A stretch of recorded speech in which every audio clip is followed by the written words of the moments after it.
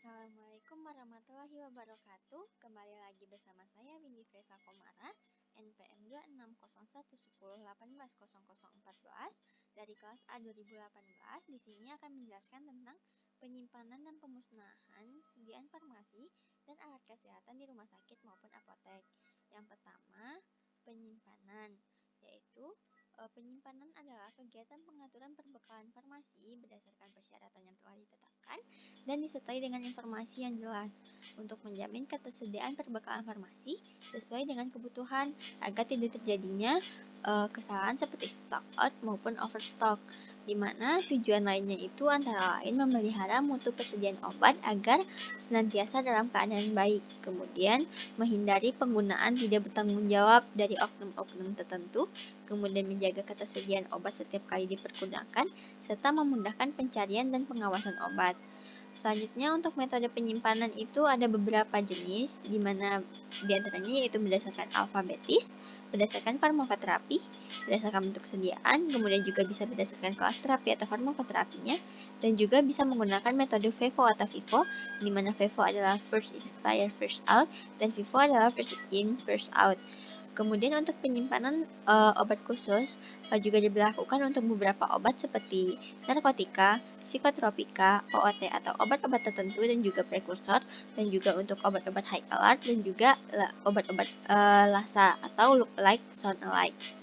Kemudian dalam penyimpanan barang kita membutuhkan suatu gudang farmasi, di mana syaratnya yaitu pemindahan barang dapat dilakukan dengan mudah, sirkulasi udara yang baik, lantai yang mudah dibersihkan, kemudian obat ditempatkan pada rak untuk menghemat tempat dan juga sirkulasi udara, kemudian juga dilakukan pemeliharaan cold chain dan juga tempat penyimpanan untuk B3, tempat penyimpanan khusus untuk bahan mudah terbakar, fasilitas air mengalir yang baik, dan juga harus dilengkapi dengan pengaman atau alarm kebakaran atau juga dengan apap.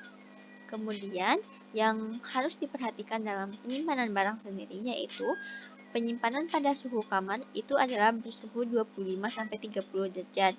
Untuk penyimpanan sejuk 1 yaitu 15-25 derajat Celcius, di mana disimpan dalam ruangan yang ber-AC. Kemudian untuk penyimpanan sejuk 2 itu antara suhu 8-15 derajat disimpan dalam cool box, dan untuk penyimpanan dingin disimpan di lemari pendingin dengan suhu biasanya 2-8 derajat Celcius. Kemudian untuk obat-obat narkotika disimpan dalam lemari narkotika sesuai dengan peraturan perundang-undangan yang berlaku.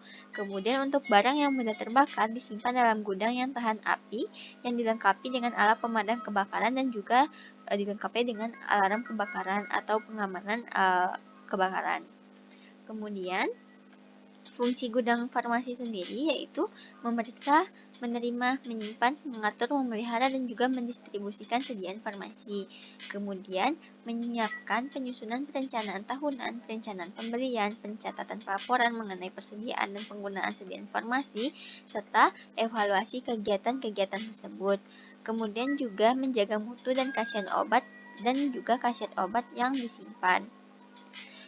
Di mana untuk syarat ruang penyimpanan itu ada beberapa, yaitu accessibility, utility, komunikasi, drainage, size, dan juga security. Di mana accessibility yaitu harus cepat dan mudah untuk diakses, utility yaitu ruang-ruang memiliki tingkat manfaat yang optimal sebagai tempat penyimpanan, communication harus memiliki alat dan sarana komunikasi, drainage ya harus mempunyai sistem pengairan yang baik dan bebas banjir, kemudian size harus memiliki ukuran yang cukup untuk menampung barang yang ada. Kemudian juga ada security atau keamanan, yaitu untuk menjamin dari kerusakan, kehilangan, pencurian, kebakaran, hewan pengganggu, serta tersedianya produk untuk mencegah kecelakaan kerja. Kemudian penyimpanan barang khusus itu ada yang pertama sitostika, yaitu disimpan di lemari khusus yang mempunyai fasilitas untuk mengatasi tumpahan atau disimpan pada wadah plastik tertutup, rapat, dan kuat. Tempat penyimpanan ditandai dengan logo sel membelah berwarna ungu dan letaknya sejajar dengan mata atau lebih rendah. Tersedia fasilitas untuk menangani tumpahan statika, dan juga tempat penyimpanan masing-masing sitotastika dilengkapi dengan MSDS atau Material Safety Datasheet.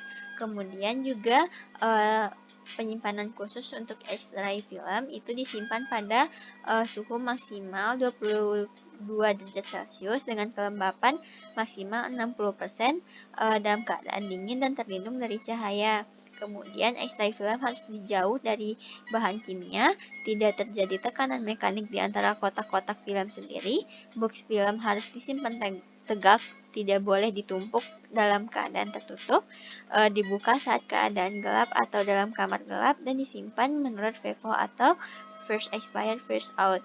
Kemudian untuk vaksin, suhu yang baik untuk semua jenis vaksin adalah 2-8 derajat Celcius, terhindar dari paparan sinar matahari, tersedia vaksin vial monitor atau VVM, yaitu monitoring untuk paparan panas yang melekat pada setiap vial vaksin dibagi menjadi 4 kondisi, yaitu A, B, C, dan D.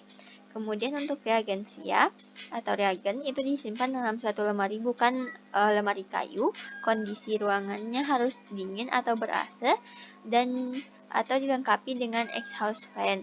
Kemudian ruangannya harus punya sirkulasi yang baik, suhu maksimalnya 30 derajat, dan tempat penyimpanan harus bersih, kering, dan jauh dari sumber panas atau kena sengatan sinar matahari langsung.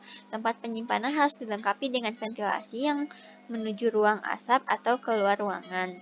Kemudian untuk narkotika dan psikoterapika disimpan dalam almari berpintu dan berkunci ganda agar untuk mengurangi penyalahgunaan yang tidak bertanggung jawab. Kemudian petugas yang bertugas harus petugas yang khusus dan harus dicatat dalam kartu stok. Kemudian untuk B3 atau bahan berbahaya dan beracun harus disertai dengan MSDS atau Material Safety Datasheet.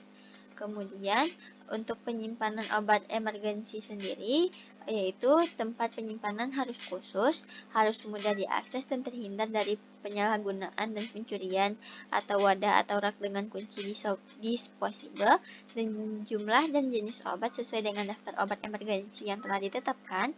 Kemudian setelah dipakai untuk keperluan emergensi harus segera diganti atau dengan jumlah harus dalam jumlah yang tetap, dicek secara berkala apakah ada yang kadaluarsa, dan dilarang dipinjam untuk kebutuhan lain.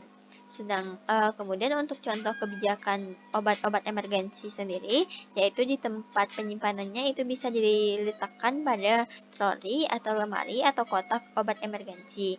Kemudian aksesnya tertekan dan selalu siap pakai, terjaga isinya atau aman, isi sesuai standar masing-masing unit, tidak boleh dicampur dengan obat lain, dipakai hanya untuk emergensi saja, dan sesudah pakai harus melapor untuk segera diganti. Dicek secara berkala apakah ada yang rusak atau kadaluarsa. Kemudian setelah penyimpanan obat dilakukan dengan baik, maka kita harus juga menentukan tentang pemusnahan, di mana apabila obat-obat yang sudah tidak baik harus dilakukan pemusnahan. Barang yang harus dimusnahkan sendiri yaitu produk yang tidak memenuhi persyaratan mutu. Produk sudah kadaluarsa, tidak memenuhi syarat yang untuk dipergunakan dalam pelayanan kesehatan atau kepentingan ilmu pengetahuan, atau untuk obat-obat yang dicabut izin edarnya. Di mana untuk teknik dalam pemusnahan obat-obat kadaluarsa yaitu yang pertama pengembalian pada penyumbang atau produsen, kemudian atau yang kedua bisa menggunakan penimbunan paling sering pada pembuangan limbah padat, dan juga dapat dilakukan dengan pembuangan melalui saluran pembuangan air. Itu bisa berlaku untuk beberapa obat cair dengan cara melarutkannya dengan air terlebih dahulu dan dibuang sedikit demi sedikit dengan periode tertentu agar tidak menyumbat saluran air. Kemudian juga dapat dilakukan dengan pembakaran dalam wadah terbuka, tidak boleh dilakukan pada suhu rendah. Kemudian kemasan kertas dan karton dapat dimusnahkan dengan pembakaran. Kemudian juga dapat dekomposisi kimiawi, namun teknik ini tidak praktis untuk jumlah yang besar.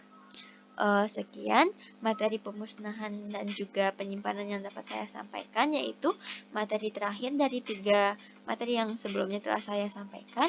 Mohon maaf apabila ada kekurangan. Wassalamualaikum warahmatullahi wabarakatuh. Terima kasih.